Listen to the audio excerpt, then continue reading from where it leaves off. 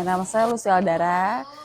Saya adalah seorang pelatih tari, yaitu tari tradisional ataupun Nusantara.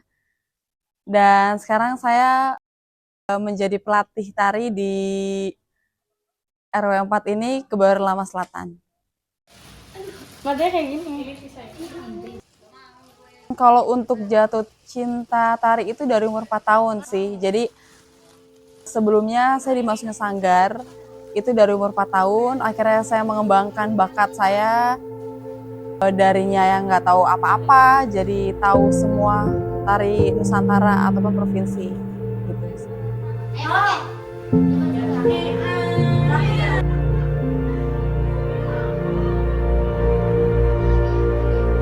Happy, jadi nari itu kalau udah dewasa sekarang sih lebih menghilangkan stres ya. Jadi yang tadinya penat di kerjaan, di kantor dan segala macam, nari ke teman-teman jadi happy. Tapi kalau untuk dulu waktu zaman kecil itu lebih karena senang pentas sih, karena kan dilihat banyak orang, ketemu teman-teman yang masih kecil-kecil juga, terus jadi tahu oh baju ini tariannya ini ya.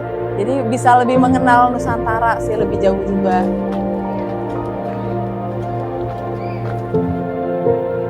Kalau untuk suasana di zaman dulu beda banget sama zaman sekarang. Kalau dulu tuh ada tantangannya, jadi kita tuh dulu tuh rame-rame naik Kopaja, naik Metro Mini, jadi jalan-jalan di satu tempat di mana latihannya itu mulai jam 7 malam sampai jam 10 pun kita semangat gitu. Kalau anak-anak zaman sekarang kan beda ya, suasananya juga lebih dekat, juga banyak sanggar-sanggar tari kan sekarang.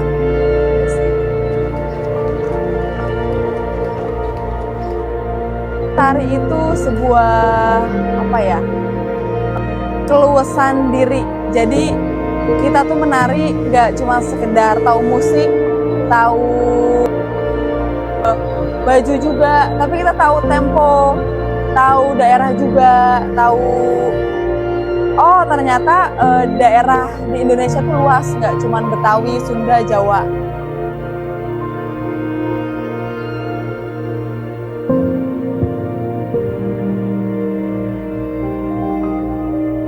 Ngebikin aku lebih hidup sih.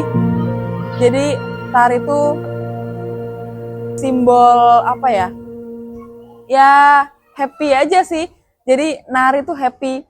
Mau bikin tari baru, mau bikin karya baru, mau bikin tari yang udah ada. Kalau kita ngejalaninnya happy, ya happy. Aku itu happy kalau nari.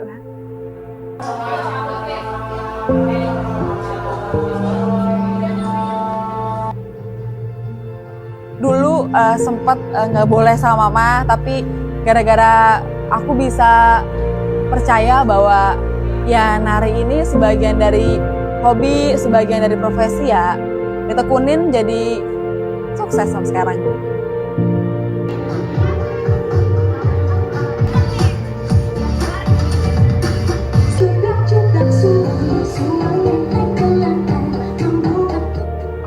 Karena dulu tuh kenapa semangat ya? Karena dulu tuh waktu zaman SMA aku tuh dipanggil sebagai duta seni di Sanggar Paduraksa, sebutin aja nama sanggarnya. Itu tuh ada kolaborasi dengan Eropa. Nah itu tuh aku jadi kayak sekolah juga kurang belajar, tapi dari situlah aku jadi kepanggil gitu. Kepanggil yang namanya dunia tari tuh luas gitu, dan luar negeri pun punya daerahnya masing-masing tarinya tuh beda-beda gitu. Jadi lebih apa ya? Lebih tahu, lebih mengenal dunia luar juga sih, dan itu pertama kalinya aku keluar negeri.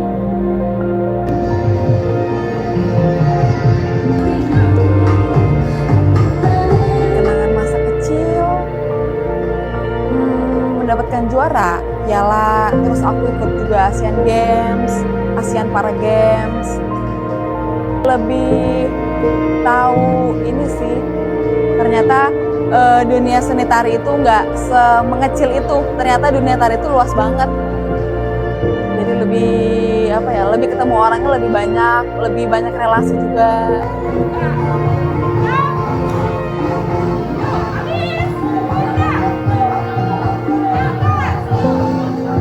Tokoh seni tari kan Didi Nitowo ya. Tapi sekarang kan banyak banget era-era zaman sekarang kayak Sandrina yang menang dari IMB. Terus sejawat kita di Sanggar juga kalau kakak-kakak senior kan udah jadi, oh dia keren ya narinya, ya menjadi idola juga. Jadi nggak cuman hanya yang go internasional, di dalam lingkungan kita juga banyak kok yang jadi idola kita gitu.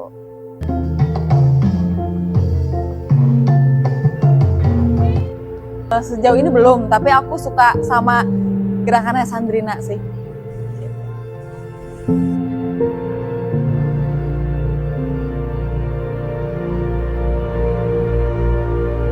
Deg-degan, nervous pasti ada ya. Cuman dulu kan tampil itu umur 4 tahun, jadi ya rasanya senang aja di foto, ketemu banyak orang, terus diajak foto bersama, ajak foto ke sini gitu sih. Lebih happy aja.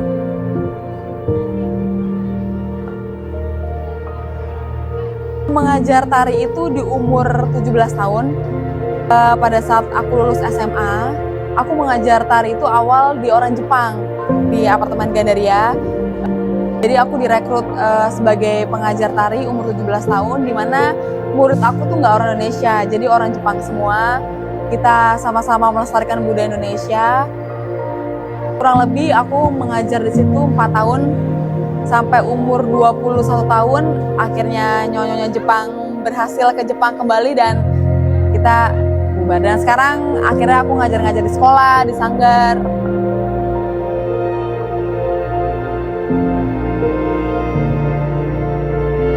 Karena lebih apa ya, ilmu kan, kita kan punya ilmu gitu, kenapa sih alangkah lebih baik kita dibagiin aja gitu. Toh ini juga ilmu bangsa, ilmu kita gitu, kebudayaan kita. Kalau kita nggak melestarikan ke anak muda yang lain, ya siapa lagi yang meneruskannya.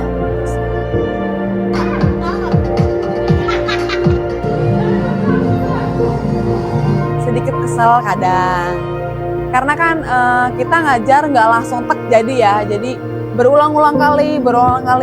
Ya kalau muridnya langsung jadi juga, jadi kita kadang emosi sih sedikit ya, walaupun banyak happy-nya, tapi ya ada beberapa emosi, tekanan juga, karena kan kalau Kak harus bisa ya tanggal segini tampil ya, kita kan harus ngejar ya, waktu itu kan nggak lama gitu, cepet. Jadi ya tantangannya di situ sih kalau ngajar tari itu.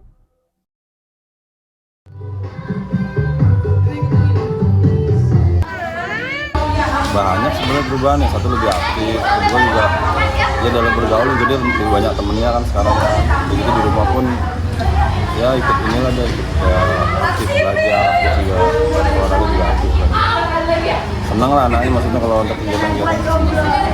Aku gitu sebagai kayak kalau suka pilih kasih segala macam, tapi makanya ini gara-gara cuma iya jadi ya udah gimana, aku balikin lagi ke tantenya, aku kan yang pasti ngajarinnya lebih kayak ke diulang-ulang terus, pelan-pelan, lebih ke gerakan slow motion sih, karena kan gerakan Betawi Jaipong itu kan cepat ya, jadi kita harus bisa ngajarnya secara slow motion, secara lambat, nggak boleh buru-buru sih kalau untuk ngajarin yang biar nangkep ya muridnya juga.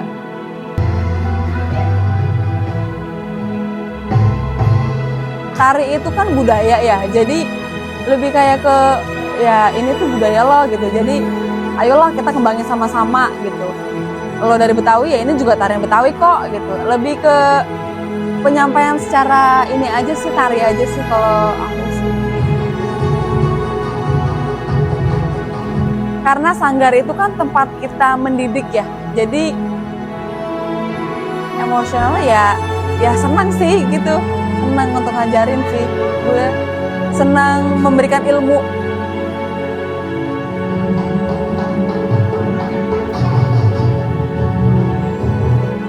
Bangga, rasanya bangga, terharu, bisa sampai di titik ini, bisa yang tadinya dia nggak bisa apa-apa, jadi bisa menarikan satu daerah yang membuat jadi oh ini gue bisa Kak gitu, dia menunjukkannya ke saya gitu. Harapannya terus mengembangkan budaya ini melestarikannya sampai ke kancah internasional, berbanyak relasi di luar sana karena masih banyak penari atau guru-guru yang profesional di luar sana. Jadi nggak hanya satu titik di sini aja belajarnya, tapi harus tahu di luar sana lebih hebat, lebih bagus, lebih kaya akan tradisionalnya. Guru-gurunya mungkin lebih hebat dari saya. Di usia nanti yang gue akan lansia ya, akan mengeluarkan karya si tari dari ide gue sendiri.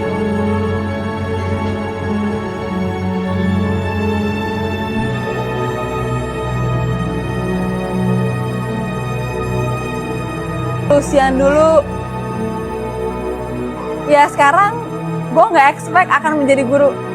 Karena yang dulunya gue, lo nggak bisa apa-apa nih kayaknya. Ditambah orang tua juga kurang lebih nggak mendukung ya.